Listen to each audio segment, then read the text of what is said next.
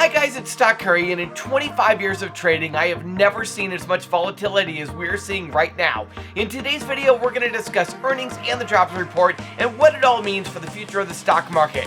So let's get into it! Okay, it has been an incredible 4 days in the stock market, with many stocks recovering 50% of their losses from January. However, the overall market trend remains bearish. Now, Thursday is mostly going to trade based upon Facebook earnings, which I'll get to in a minute.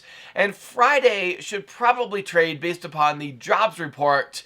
However, we do have Amazon that is reporting earnings Thursday after the close, and if Amazon has a massive move, then that will actually set the direction of the market on Friday rather than the jobs report. And the way things have been going, I would not be surprised to see Amazon move up or down 10 to 20% after earnings.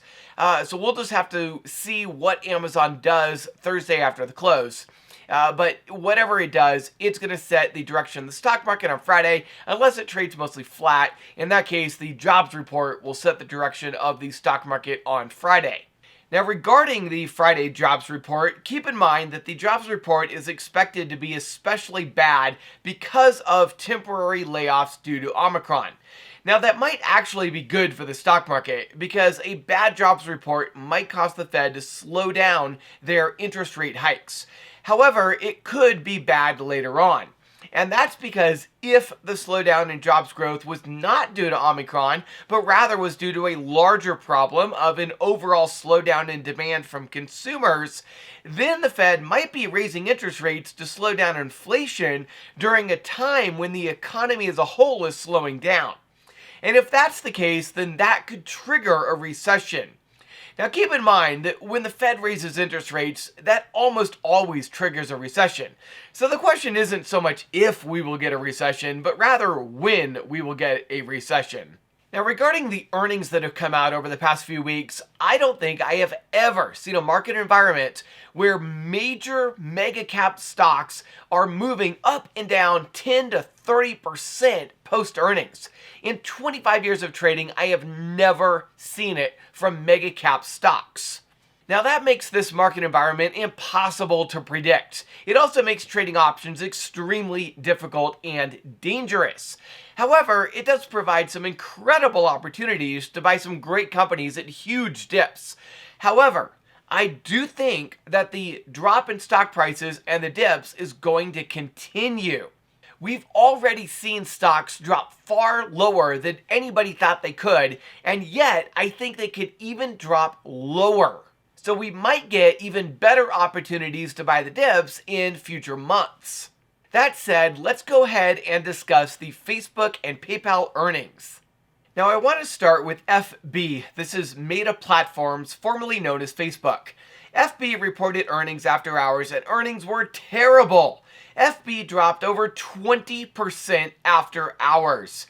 That is going to bring the entire NASDAQ down on Thursday, and in fact, NASDAQ futures are already down over 2%. FB dropped down to $249 after hours, to a support level going all the way back to July 2020. Specifically looking at the earnings report, FB is now projecting only a 3 to 11% year-over-year revenue growth, down significantly from their historical 20 to 50% annual revenue growth.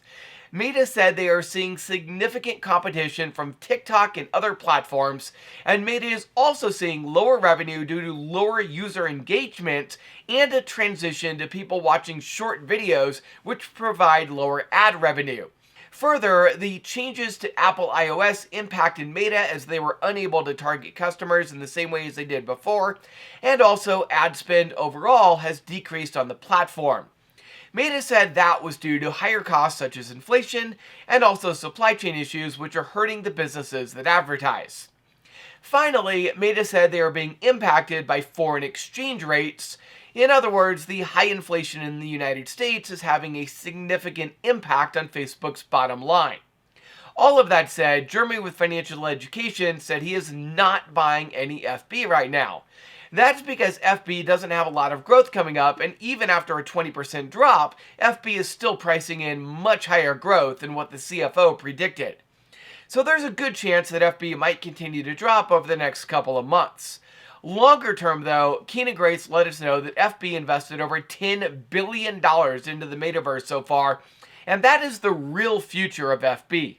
It'll take a couple of years, but avatars, NFTs, games, and other metaverse products that Meta is able to sell should allow their investment into the metaverse to pay off. Now moving on to PYPL, this is PayPal. Jeremy with Financial Education went into more detail on why he's loading up on PYPL. As I said in yesterday's video, I do expect PYPL to drop down to the next support level of $125, and PYPL dropped down to $129 on Wednesday, which is very close to how low I thought it would fall. Now I do expect PYPL to drop again on Thursday, but that might be the day it bottoms out. $125 is a support and resistance level that goes all the way back to July 2019. Now, regarding the fundamentals, Jeremy with Financial Education is calculating the forward PE at around 25.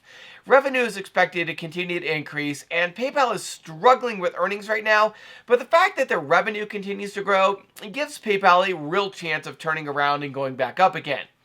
Now, there is a concern that on the balance sheet, PayPal's long-term debt now exceeds their cash on hand, and that could be a problem as interest rates rise.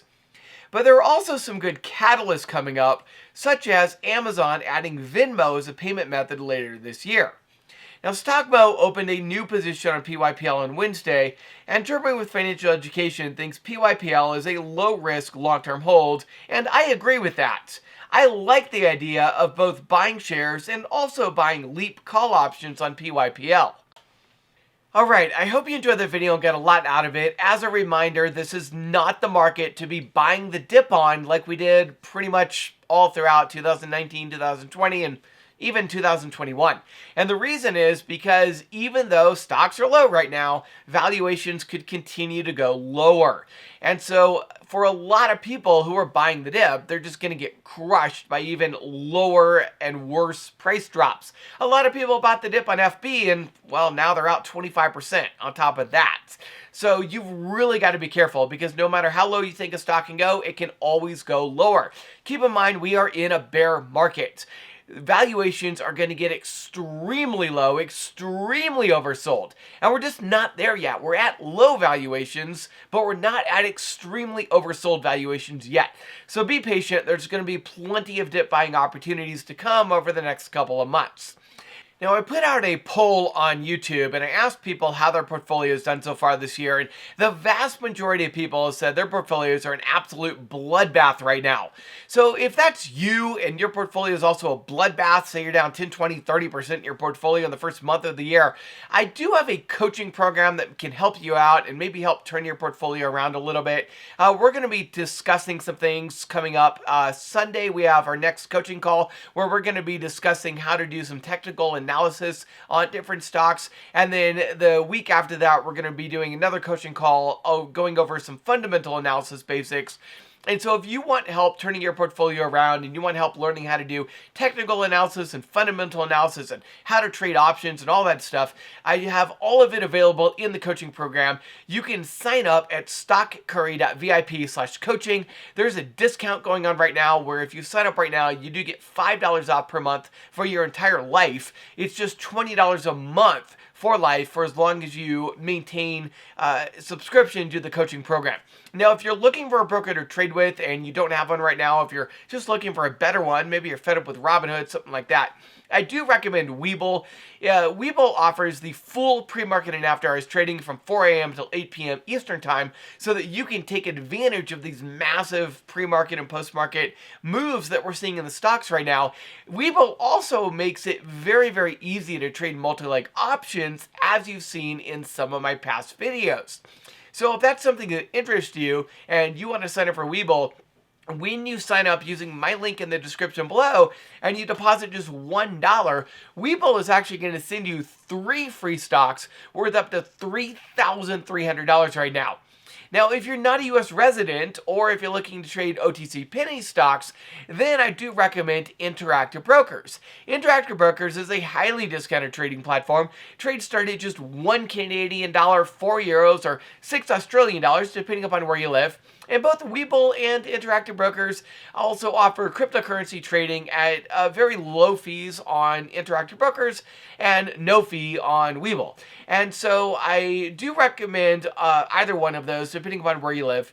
In addition to that, I do want to remind you that I do have material connections with both of those. So whenever you sign up for either one, not only are you getting a great broker to trade with, you're also helping me to continue to produce these great videos for you. Now finally, I want to remind you to hit that like button, subscribe, and follow the page if you haven't already. I hope you have a lot of success trading, and I will see you tomorrow.